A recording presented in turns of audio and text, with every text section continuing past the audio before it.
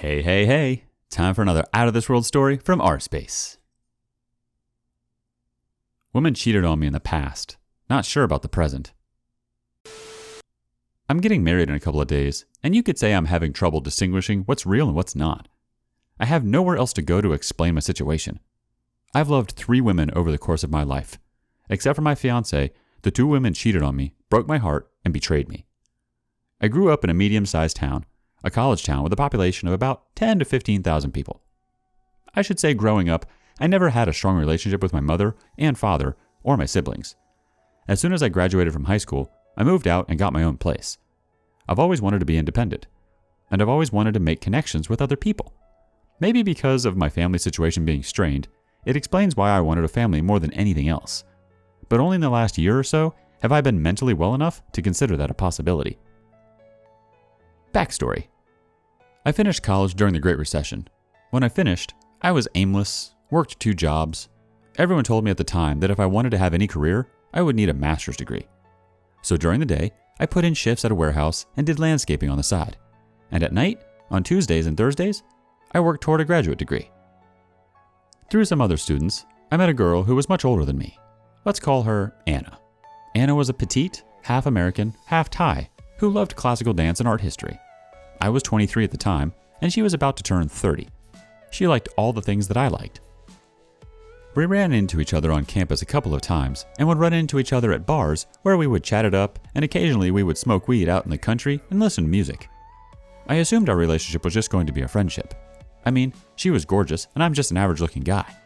Looking back now, it seems naive, but at the time, 30 seemed sophisticated somehow. That people at 30 knew the answers to important questions.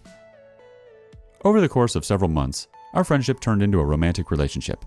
I had always been in love with her, and I think I convinced her to be in love with me.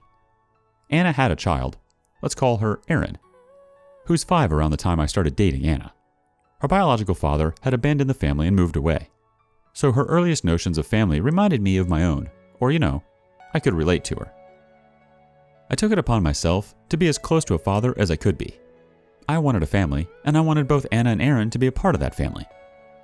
And it was kind of a family for about 3.5 years. I got into a routine where I went to work, came home for lunch, and then would come home for dinner. I play with Aaron and read her books and do the best I could. I guess I was a lot more traditional than I thought I was. I told Anna that it was okay if she stayed home and that I could work my 2 jobs while I finished school. Sometimes in bed, we would plan our futures and the good things that would come. Maybe I'm looking back on this nostalgically, but I look back on those years and those memories as years of bliss. Anna and I still drink and smoke and have fun together. Like every couple, we had fights and disagreements, and we had good days and bad days. So like I said, my life was good. And then one day, my neighbor, Evan, who lived across the street and came in and out of our house because we had an open door policy. We kept some joints rolled up in an old cigar box, so it was not unusual for Evan to just come inside and help himself whenever he felt like it. And me and Anna had an open invitation to his place. If we needed alcohol or peanut butter, we would just walk over there and grab some. Well, one day, I get a text from Evan during my lunch break, and he said he was about to open the front door when he saw Anna and one of my closest friends kissing. Evan said they didn't see him. The guy she was kissing was named, let's call him John. John was very short and not attractive, but he came from a wealthy family and was about to finish his medical degree. He didn't live in town, but about 2 hours away in a much larger city. I don't know if he was lonely or didn't make any friends in the city, but he really seemed to enjoy making the occasional trips into town once or twice a month. So I texted John and asked, "Are you driving home this weekend?" He responded, "I am, but it probably won't be till later this evening."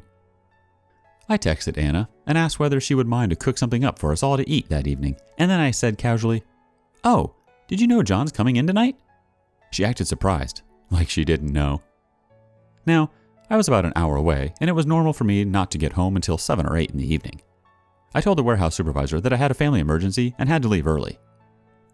On the trip home, I considered that maybe Evan, who is not the most reliable or the most sober person I knew, could have made an honest mistake. And then I texted, "Well, is there a car besides Anna's in the driveway?" I described what John's car looks like. Evan texted me back, "Actually, no. Anna's car is the only one in the driveway."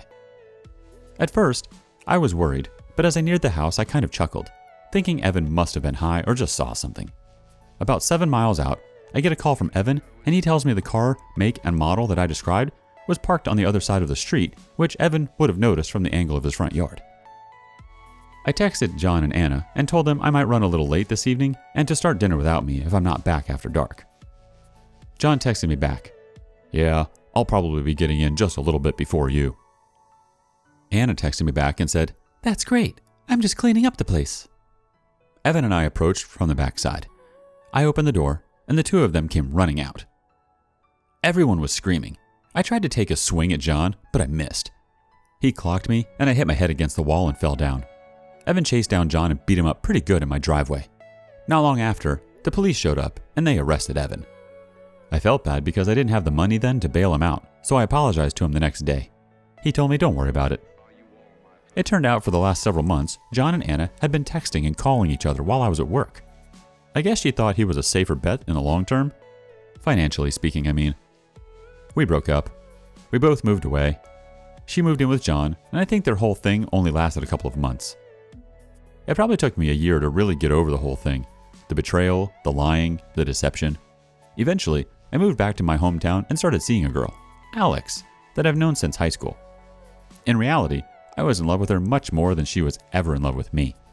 We dated for about 2 years and lived together for almost 1 year. Eventually, she got an offer for a job in Colorado. She would be making almost double what she was making where we lived.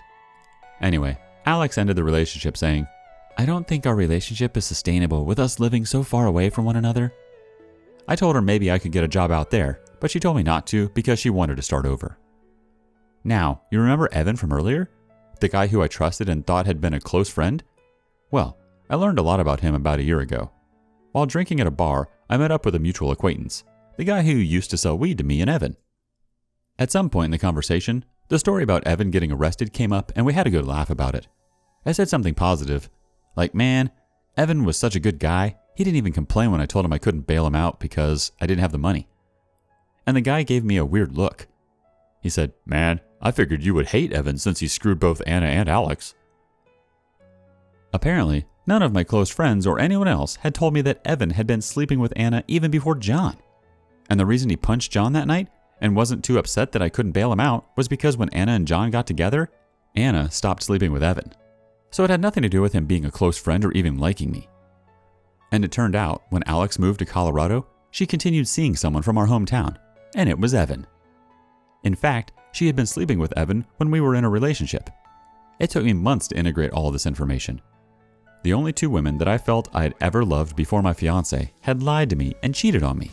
Worse still, everyone around me knew about this except for me. I can't tell you how humiliating and devastating this was to my psyche. So you might be asking, what does this have to do with you getting married in a couple days? So cut to today. Who do I see attending the rehearsal dinner for the wedding? Evan. He came with my fiancé's friend from work. It turns out she knows Evan.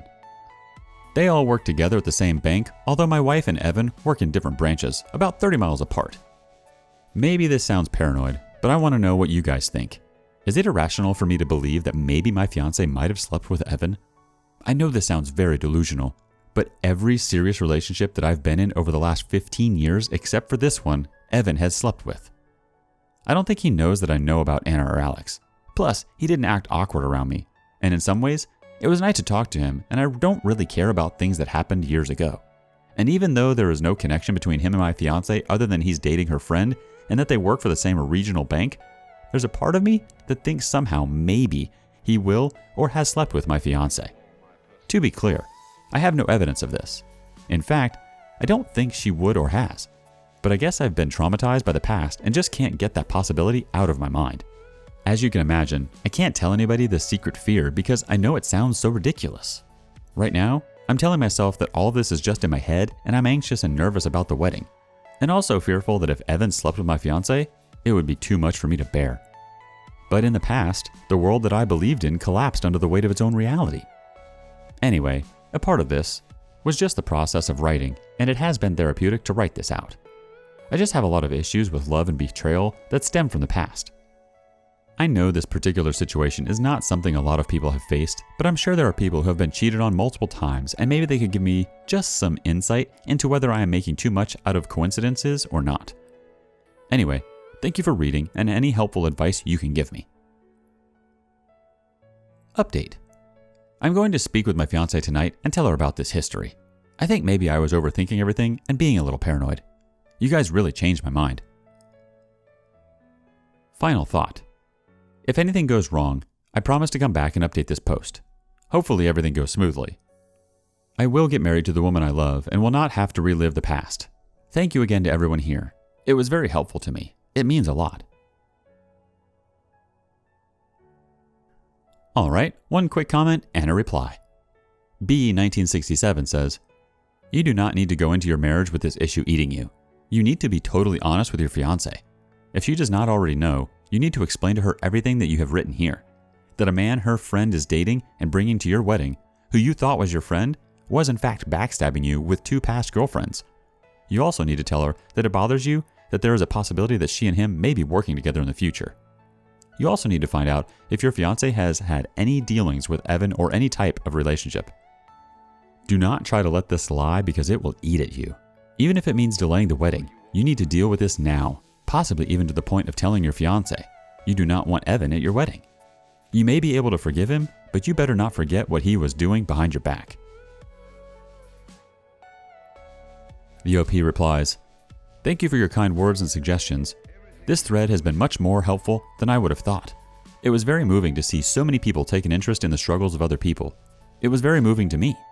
I won't be able to get to everyone's comments, but I wanted to express to everyone how thankful I am that you provided me with helpful insights.